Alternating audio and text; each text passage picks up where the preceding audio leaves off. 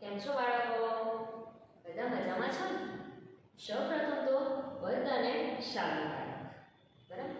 હવે આજે આપણે નવું પ્રકરણ શીખવાના છે, બેઝિક પદાવલીઓ અને નિર્દેશન. હવે આપણે આગળના ધોરણની અંદર બેઝિક પદાવલીઓ વિશે શીખી ગયા છે. તો એની અંદર પદાવલીઓ કોને કહેવાય? પદાવલી એટલે શું? તો દાખલા તરીકે જોઈએ x + 3 2y - 5 4xy - 7. આવી તમે ઘણી બધી પદાવલીઓ બનાવી શકો છો. બનાવી શકો ને?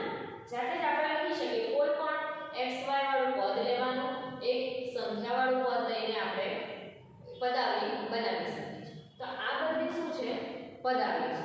દાખલા તરીકે લઈએ 2x - 3 બરાબર. આ એક પદાવલી છે.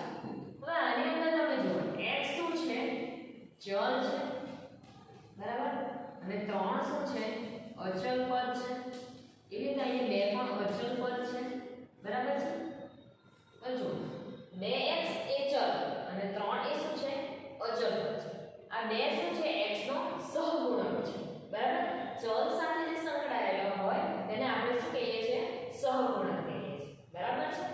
તો ચલ અને અચલ ને સાંકળવાથી શું મળે છે? આપણને પદાવલી મળે છે બરાબર છે. ચલ અને અચલ ને સાંકળવાથી શું મળે? પદાવલી. હવે અહીંયા છે 2y - 5. આની અંદર ચલ કયો છે? y છે. y શું છે? ચલ છે. અને અચલ પદ કયું છે? 5 છે બરાબર છે. એવી રીતે 4xy - 7. તો અહીંયા કેટલા ચલ છે? 2 ચલ છે x અને y, અને 7 એ અચલ પદ છે. પડી સમજ? તો હવે આપણે જોઈએ સંખ્યા રેખા દ્વારા રજૂઆત. સંખ્યા રેખા દ્વારા રજૂઆતની અંદર આપણે એક પદાવલી લઈએ કે x - 4. હવે x - 4 ને આપણે સંખ્યા રેખા પર દર્શાવવું છે. આપણે સંખ્યા રેખા પર શું શીખી ગયા છે? 1 2 3 4 બધી સંખ્યાઓને આપણે કઈ રીતે સંખ્યા રેખામાં દર્શાવીએ તે આપણે શીખી ગયા છે. અથવા તો સંખ્યા રેખા પર સરવાળા, બાદબાકી, ગુણાકાર, ભાગાકાર પણ શીખી ગયા છે બરાબર. હવે આજે આપણે શું જોવાનું? ચલવાળી પદાવલી છે બરાબર. એક પદાવલી છે x - 4. એને આપણે સંખ્યા રેખા પર કઈ રીતે દર્શાવીશું? તો સૌપ્રથમ તો x એ ધન છે કે ઋણ છે? ધન છે. એટલે આપણે શૂન્યની આ બાજુ 1 2 3 4 ધન બાજુ બતાવવું પડે. તો 0 થી x ની વચ્ચેનું અંતર આપણે કેટલું લઈએ? દાખલા તરીકે આપણે લઈએ x અંતર છે બરાબર. અને 4 એ કેવું છે? ઋણ પદ છે. એટલે ઋણ 4 સુધી જવાનું બરાબર. તો અહીંયાથી x થી એટલે આ x થઈ ગયો બરાબર.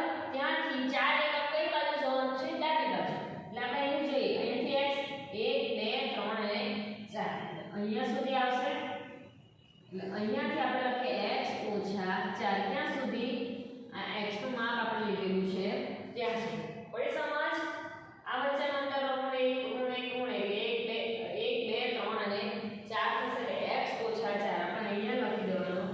કોઈ પણ મૂળાક્ષર લખી દેવાનું, p q r કોઈ પણ તમે લખી શકો. એવી રીતે બીજું એક છે તો 2x + 1 છે. 2x + 1 ને આપણે સંખ્યા રેખા પર દર્શાવવાનું છે.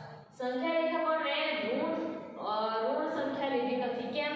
જો અહીંયા આપણને કઈ સંખ્યા મળે છે? બધી ધન જ છે, એક પણ ઋણ નથી બરાબર છે. તો પહેલા તો અહીં 2x છે. કેટલા x છે? 2x. એટલે આપણે 2 એકમ x અંતર જોઈએ. તો આપણે અહીંયાથી 0 થી x વચ્ચેનું અંતર લઈએ x બરાબર છે. પછી x થી y વચ્ચેનું અંતર લઈએ x. x થયું. હવે y થી z વચ્ચેનું અંતર આપણે લઈએ અહીંયાથી 1 એકમ અંતર બરાબર છે.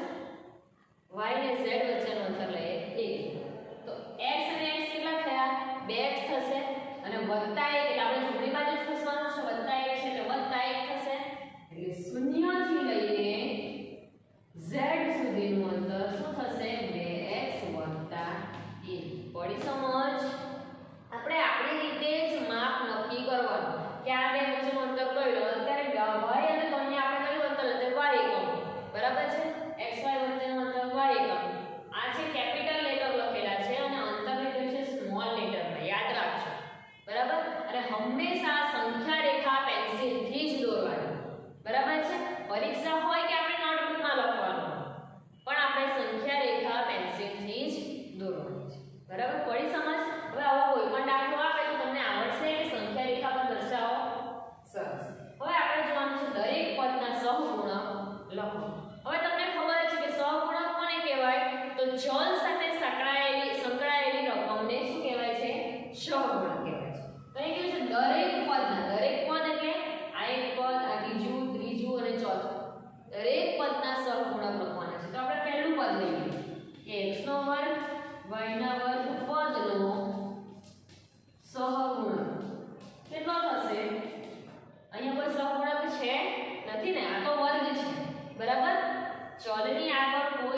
સંખ્યા નથી ત્યારે સહગુણક કેટલો થશે 1 પડી સમજ એના પછીનું પદ છે પદની આગળ કયું ચિહ્ન છે બાદબાકીનું ચિહ્ન છે એટલે આપણે પણ 10 x² y બરાબર છે પદનો સહગુણક કેટલો થશે